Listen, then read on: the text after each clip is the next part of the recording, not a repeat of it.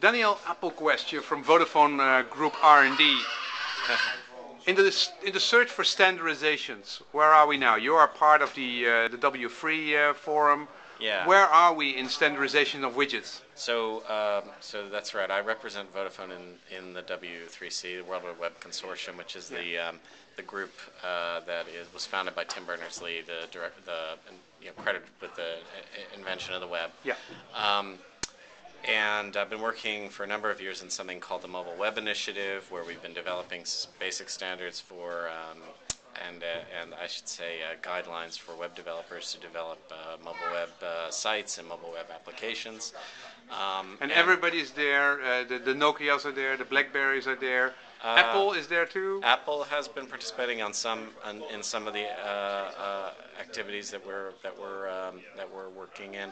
Yeah. So most recently we've been involved in the Widgets stuff.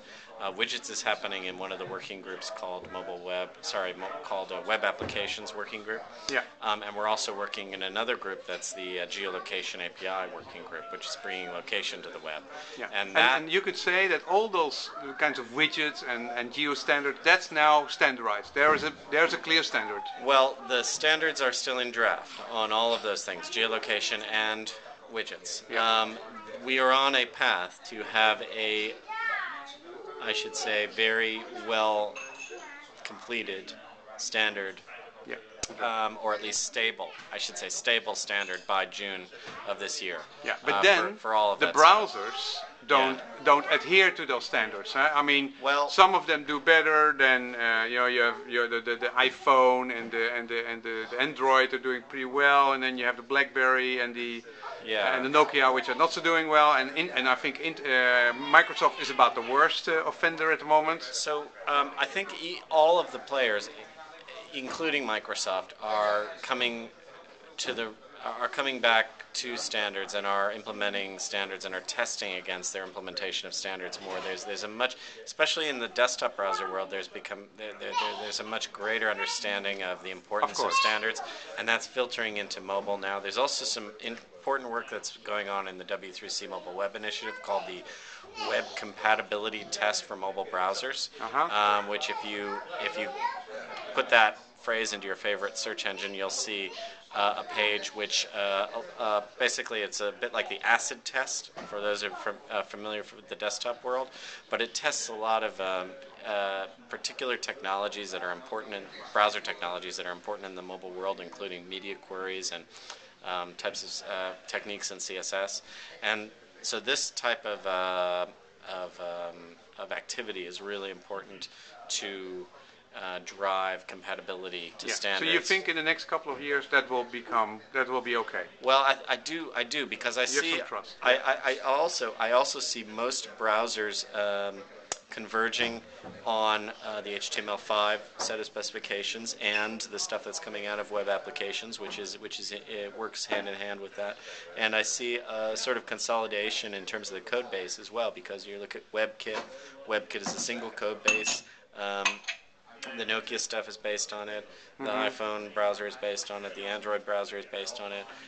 You've got Firefox coming to the party with, again, they're very standards focused, and they're doing some great work with Fennec. So there's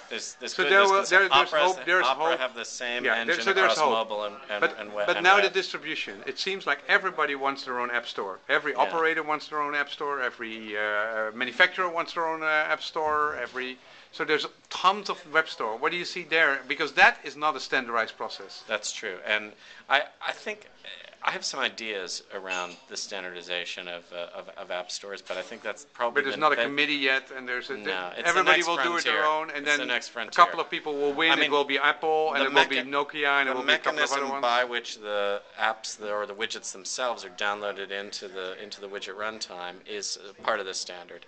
But the way in which those applications are actually bought and paid for, or not, if they're free applications, that's totally non-standardized, right? At the moment, if I make a widget and it will run everywhere, and then I want to go to the Apple iStore and the Android store and the Nokia store and the BlackBerry store, is it write once, submit, and it works everywhere? Well, with those stores that you mentioned, and I think we had a good presentation today at the Widget Camp from Elliot Kember on this topic.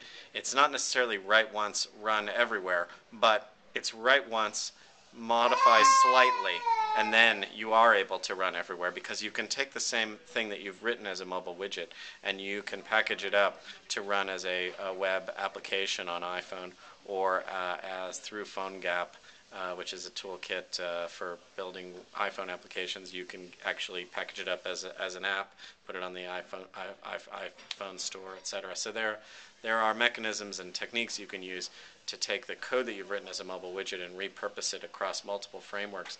Okay. And I think that's one of the most exciting things about the widget technology, because it's standards-based.